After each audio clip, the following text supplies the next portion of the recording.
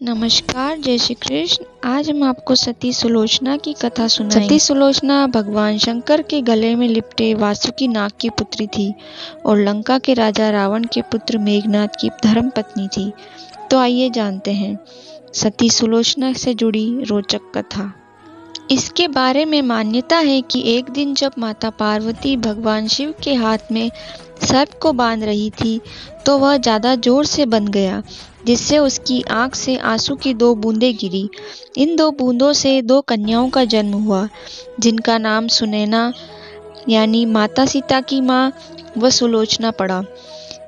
इसमें से सुनैना का लालन पालन माता पार्वती की देखरेख में माता नर्मदा ने किया, जिसका विवाह राजा जनक से हो गया। तो वहीं सुलोचना का लालन पालन नागों के बीच हुआ, जिसका विवाह बाद में रावण पुत्र मेघनाद के साथ हुआ। चूँकि लक्ष्मण स्वयं शेषनाग के अवतार थे व सुलोचना नाग कन्या थी, इसलिए एक तरह से सुलोचना लक्ष्मण की पुत्री हुई व मेघनाद लक्ष्मण का दामाद। मेघनाद काव्य में मेघनाद की पत्नी का नाम प्रमीला बताया गया है। चूँकि मेघनाद का एक ही विवाह हुआ था, इसलिए माना गया कि सुलोचना का ही एक अन्य नाम प्रमीला है। सुलोचना नाम का अर्थ होता है कि जिसके नयन सुंदर हो। सुलोचना एक आकर्षित नेत्रों वाली स्त्री थी। रामायण में सुलोचना का ज़्यादा उल्लेख नहीं है। उसका मुख्य उल्लेख मेघनाद के अंतिम बार युद्ध में जाते समय व उसके वध के पश्चात मिलता है।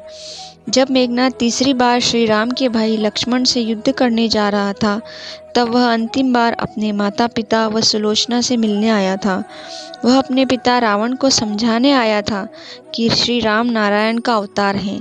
अब उसे माता सीता को उन्हें लौटा देना चाहिए, लेकिन रावण ने उसे युद्ध भूमि में जाकर युद्ध करने का आदेश दिया। यह सुनकर मेघनाद अंतिम बार युद्ध भूमि में जाने लगा तो उसकी माँ मंदोदरी ने उसे रोकने का प्रयास किया। वह विलाप करने लगी।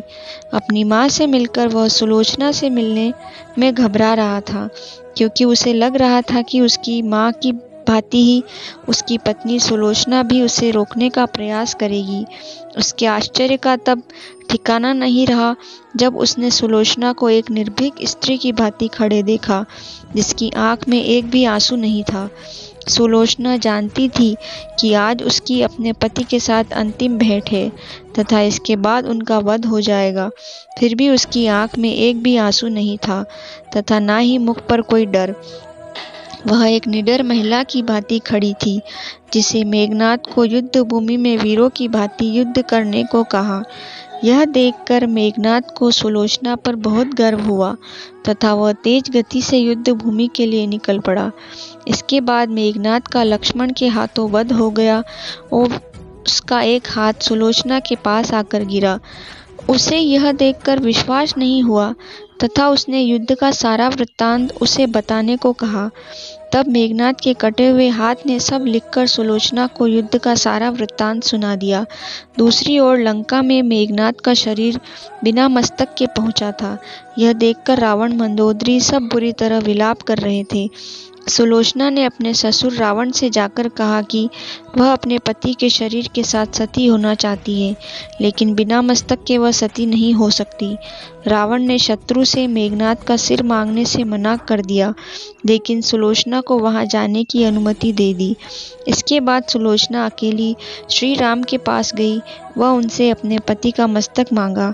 यह देखकर वानर राज सुग्रीव को आश्चर्य हुआ कि सुलोचना को कैसे पता चला कि मेघनाद का मस्तक उनके पास है। यह सुनकर सुलोचना ने अपने पति के कटे हुए हाथ के द्वारा स्वयं को सारा वृत्तांत सुनाने की बात कही। यह सुनकर सुग्रीव को आश्चर्य हुआ तथा उसने सुलोचना से कहा कि यदि उसके अंदर इतनी ही शक्ति है तो वह मेघनाद के कटे हुए सिर को हंसाकर दिखाए।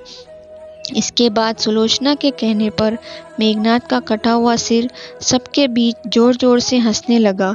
यह दृश्य देखकर वहां खड़े सभी लोग अचंभित थे, किंतु श्री राम सुलोचना की शक्ति को जानते थे। उन्होंने सुलोचना को अपने पति का मस्तक ले जाने की अनुमति दे दी तथा उसके बाद अंतिम संस्कार के लिए एक दिन के युद्ध विराम की घोषणा की। इसके बाद समुद्र के किनारे मेघनाद के अंतिम संस्कार की तैयारी की गई। वह सुलोचना अपने पति के मस्तक को गोद गोद में रखकर सती हो गई।